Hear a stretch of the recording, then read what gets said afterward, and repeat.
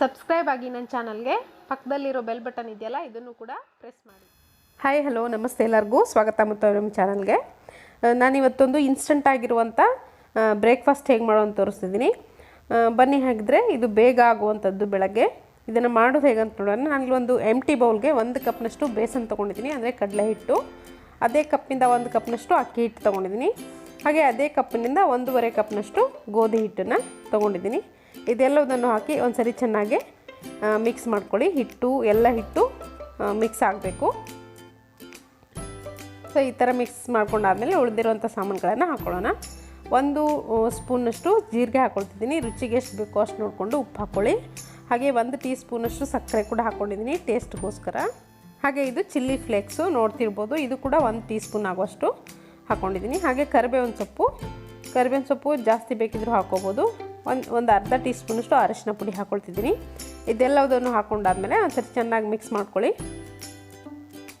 So ಈ ಥರ mix ಮಾಡ್ಕೊಂಡಾದ್ಮೇಲೆ ನಾನಿಲ್ಲಿ ಒಂದು 4ರಿಂದ 5 ಹಸಿಮೆಣಸಿನ್ಕಾಯನ್ನ ಸಣ್ಣದಾಗೆ ಕಟ್ ಮಾಡ್ಕೊಂಡು ಹಾಕ್ಕೊಳ್ತಿದ್ದೀನಿ. ನೀವು ಹಸಿಮೆಣಸಿನ್ಕಾಯಿ ಪೇಸ್ಟ್ ಕೂಡ ಹಾಕ್ಕೊಳ್ಬೋದು.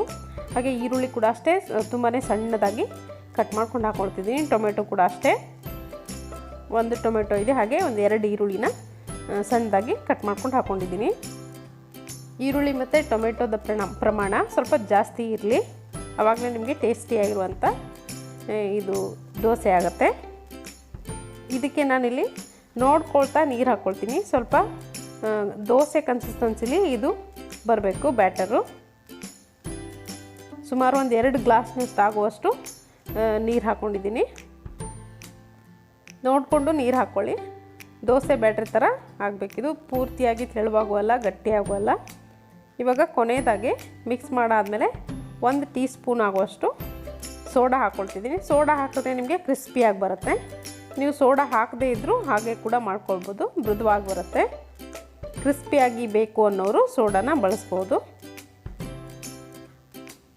ಸೊ ಈ ಥರ ಸೋಡಾ ಹಾಕಿದ್ಮೇಲೆ ಇನ್ನೊಂದು ಸರಿ ಚೆನ್ನಾಗಿ ಮಿಕ್ಸ್ ಮಾಡ್ಕೊಳ್ಳಿ.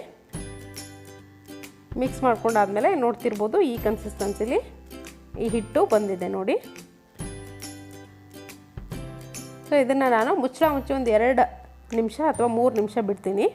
ಇದಾದಮೇಲೆ ಇದನ್ನು ಈಸಿಯಾಗಿ ಮಾಡ್ಕೊಳ್ಬೋದು. ಒಂದು 10 ನಿಮಿಷ ಬಿಟ್ಟರೆ ಇನ್ನೂ ಚೆನ್ನಾಗಿ ಬರುತ್ತೆ ದೋಸೆ. ನಿಮಗೆ ಇನ್ಸ್ಟಂಟಾಗಿ ಬೇಗನೆ ಬೇಕಂದರೆ ಒಂದು 2ರಿಂದ 3 ನಿಮಿಷ ಇಟ್ಟರೆ ಸಾಕು. ನೋಡ್ತಿರ್ಬೋದು, ಇಲ್ಲಿ ನಾನು ತವೆ ಕೂಡ ಕಾಯಕ್ಕಿಟ್ಟಿದ್ದೀನಿ. ಇದಕ್ಕೆ ಈರುಳ್ಳಿಯಿಂದ ಈ ಥರ ಮೊದಲಿಗೆ ಎಣ್ಣೆಯಿಂದ ಹಚ್ಕೊಳ್ಳಿ. ಇವಾಗ ದೋಸೆ ಹಾಕ್ಕೊಳ್ಳೋಣ. ನಿಮಗೆ ಎಷ್ಟು ತೆಳುವಾಗಿ ಬೇಕೋ ಅಷ್ಟು ತೆಳುವಾಗುತ್ತೆ. ಈ ಥರ ನೀವು ಯಾವ ರೀತಿ ನಾರ್ಮಲ್ ದೋಸೆ ಯಾವ ರೀತಿ ಮಾಡ್ಕೊಳ್ತೀರೋ ಅದೇ ರೀತಿ ಇದನ್ನು ಕೂಡ ನಿಧಾನವಾಗಿ ಹಾಕ್ಕೊಳ್ಳಿ. ಇದಾದಮೇಲೆ ಸ್ವಲ್ಪ ಎಣ್ಣೆನೋ ಅಥವಾ ತುಪ್ಪನೋ ಮೇಲ್ಗಡೆ ಈ ಥರ ಹಾಕ್ಕೊಂಡು ಚೆನ್ನಾಗೆ ಬೇಯಿಸಿದ್ರೆ ಆಯಿತು. ಮೀಡಿಯಮ್ ಮತ್ತು ಹೈ ಫ್ಲೇಮ್ನ ಮಧ್ಯೆ ಇಟ್ಕೊಂಡು ಜಾಸ್ತಿ ಹೊತ್ತು ಬೇಯಿಸ್ಕೊಳ್ಳಿ, ಆವಾಗ ಕ್ರಿಸ್ಪಿಯಾಗಿ ದೋಸೆ ಬರುತ್ತೆ. ನಾನಿಲ್ಲಿ ಒಂದು ಮುಚ್ಚಿ ಕೂಡ ಬೇಯಿಸ್ಕೊಳ್ತಿದ್ದೀನಿ. ಸೊ ಇವಾಗ ನೋಡ್ತಿರ್ಬೋದು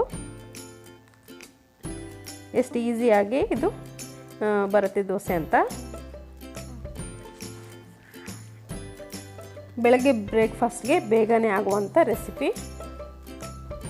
ಇನ್ನೊಂದು ಬದಿ ಕೂಡ ನಾನು ಮುಚ್ಚಿ ಬೇಯಿಸ್ಕೊಳ್ತೀನಿ 1 ನಿಮಿಷ. ಸೊ ನೋಡ್ತಿರ್ಬೋದು, ಕ್ರಿಸ್ಪಿಯಾಗಿರುವಂಥ ದೋಸೆ ಇವಾಗ ರೆಡಿ ಆಗ್ತಿದೆ.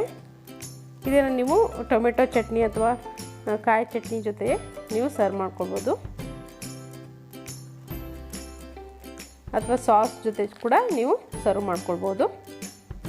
ತುಂಬ ಚೆನ್ನಾಗಿರುತ್ತೆ. ಮಕ್ಕಳಿಗೆ ಬೆಳಗ್ಗೆ ಬೇಗನೆ ತಿಂಡಿ ಏನು ಬೇಕು ಅಂತ ಯೋಚನೆ ಮಾಡ್ತಿರುವಾಗ ಇದನ್ನು ದಿಢೀರಾಗಿ ಮಾಡ್ಕೊಳ್ಬೋದು. ನೋಡ್ತಿರ್ಬೋದು ದೋಸೆ ಎಷ್ಟು ಕ್ರಿಸ್ಪಿಯಾಗಿ ಬಂದಿದೆ ಅಂತ. ನಿಮಗೆ ಮೃದುವಾಗಿ ಬೇಕಂದರೆ ಸೋಡಾನ ಬಳಸಬೇಡಿ. ಸೊ ಇದೇ ಥರ ನಾನು ಇನ್ನೊಂದು ದೋಸೆ ಕೂಡ ಹಾಕಿ ತೋರಿಸ್ತೀನಿ ನೋಡಿ. ನಿಮಗೆ ಎಷ್ಟು ತೆಳುವಾಗಿ ಬೇಕೋ ಅಷ್ಟು ತೆಳುವಾಗಿ ಮಾಡ್ಕೊಳ್ಬೋದು. ಇದನ್ನು ತುಂಬ ಚೆನ್ನಾಗಾಗುತ್ತೆ, ಟೇಸ್ಟ್ ಕೂಡ ಅಷ್ಟೇ ಚೆನ್ನಾಗಿರುತ್ತೆ, ಮಕ್ಕಳಿಗೆ ತುಂಬ ಇಷ್ಟ ಆಗುತ್ತೆ. ಸೊ ಇವಾಗ ಇದನ್ನು ಕೂಡ ನಾನು ಒಂದು ಬದಿ ಎಣ್ಣೆ ಹಾಕ್ಕೊಂಡು ಮುಚ್ಚಿ ಬೇಯಿಸ್ಕೊಳ್ತೀನಿ. ತುಂಬಾ ಕ್ರಿಸ್ಪಿಯಾಗಿ ಬರುತ್ತೆ, ನೋಡ್ತಿರ್ಬೋದು ನೀವು. ಸೊ ಸೊ ನೀವು ಕೂಡ ಈ ಥರ ನಿಮ್ಮ ಮನೆಯಲ್ಲಿ ಮಾಡ್ಕೊಂಡು ನೋಡಿ ಅಭಿಪ್ರಾಯ ತಿಳಿಸಿ.